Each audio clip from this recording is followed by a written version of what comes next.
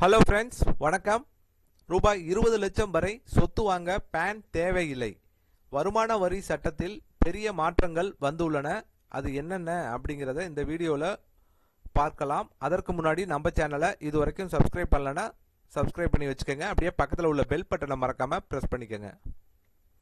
1961ஆம் ஆண்டின் பழைய சட்ட அமைப்பை எளிமைப்படுத்தும் நோக்கில் மத்திய அரசு வருமான வரி விதிகளில் விரிவான திருத்தங்களை முன்வைத்துள்ளது.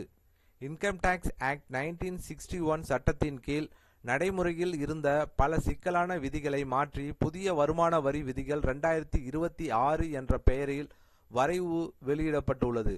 இந்த மாற்றங்களை central board of direct taxes CBDT பொதுமக்கள் கருத்துக்காக வெளியிடப்பட்டுள்ளது. விதிகள் எளிமைப்படுத்துதல். 1962ஆம் ஆண்டின் பழைய விதிகளில் இருந்த 511 விதிகள் தற்போது 333ஆக குறைக்கப்பட்டுள்ளன.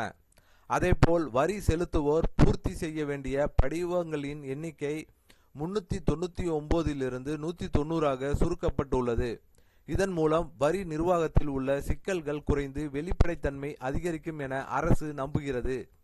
புதிய விதிகள் 2026 ஏப்ரல் 1 முதல் அமலுக்கு வர திட்டமிடப்பட்டுள்ளது. பான் கார்டு வரம்பில் தளர்வு. பொதுமக்களுக்கு நேரடியாக தாக்கத்தை ஏற்படுத்தும் மாற்றம் பான் கார்டு விதிகளில் செய்யப்பட்ட தளர்வுகள் ஆகும். அசையா சொத்து பரிவர்த்தனை ரூபாய் 20 லட்சத்தை தாண்டினால் மட்டுமே பேன் அவசியம். முன்பு ரூபாய் 10 லட்சம் வரை இருந்தது. வாகன கொள்முதல். ரூபாய் 5 லட்சத்திற்கு மேற்பட்ட வாகனங்களுக்கு மட்டும் பேன் தேவை. அதற்குள் இருப்பவர்களுக்கு தேவையில்லை. வங்கி ரொக்க பரிமாற்றம். ஒரு நிதியாண்டில் ரூபாய் 10 லட்சம் அல்லது அதற்கு மேல் டெபாசிட் அல்லது பணம் எடுத்தால் மட்டுமே பேன் அவசியம். ஹோட்டல் மற்றும் திருமண மண்டப செலவுகள் ரூபாய் 1 லட்சத்தை தாண்டும் கட்டணங்களுக்கு மட்டும் பேன் தேவை. இந்த மாற்றங்கள் சிறிய மற்றும் நடுத்தர பண பரிவர்த்தனைகளில் தேவையற்ற ஆவண சுமையை குறைக்கும். வரி ஆண்டு என்ற புதிய கருத்து. பல ஆண்டுகளாக வரி செலுத்துவோரை குழப்பிய ப்ரீவியஸ் இயர் மற்றும் அசஸ்மெண்ட் இயர் என்ற இரட்டை சொற்களுக்கு பதிலாக இனி டாக்ஸ் இயர் என்ற ஒரே சொல் பயன்படுத்தப்படும். வருமானம் ஈட்டும் காலமும் மதிப்பீடு செய்யும் காலமும் ஒரே ஆண்டாக கணக்கிடப்படும் என்பதால் புரிதல் எளிதாகும். பொதுமக்கள் கருத்து. இந்த வரைவு விதிகள் தற்போது பொதுமக்கள் கருத்துக்காக திறந்து வைக்கப்பட்டுள்ளன.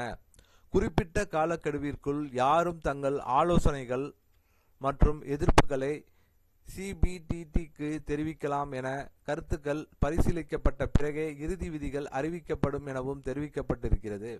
மொத்தத்தில் டிஜிட்டல் பொருளாதார சூழலுக்கு ஏற்ப வருமான வரி சட்டத்தை எளிமைப்படுத்தும் முயற்சியாக இந்த மாற்றங்கள் பார்க்கப்படுகின்றன. பேன் வரம்பு உயர்வு போன்ற தளர்வுகள் சாதாரண குடிமக்களுக்கு உடனடி நிவாரணமாக அமையும் என எதிர்பார்க்கப்படுகிறது. கண்டிப்பாக இந்த தகவல் 20 லட்சம் வரைக்கும் சொத்து வாங்குறதுக்கு எது வாங்கினீங்கனாலும் பேன் கார்டு இனிமே அவசியம் இல்லை. வருமான வரி சட்டத்தில் அதுதான் பெரிய மாற்றமாக இருக்குது. முன்ன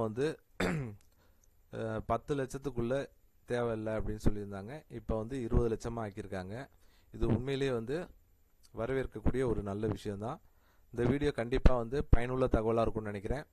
இந்த வீடியோ பிடித்திருந்தால் லைக் பண்ணுங்கள். உங்களுடைய கருத்துக்களை சந்தேகங்களை கமெண்ட் செக்ஷனில் கமெண்ட் பண்ணுங்கள். உங்கள் உறவினர்கள் நண்பர்களுக்கு ஷேர் பண்ணுங்கள். மீண்டும் இது போன்று வேற ஒரு தகவலில் சந்திப்போம்.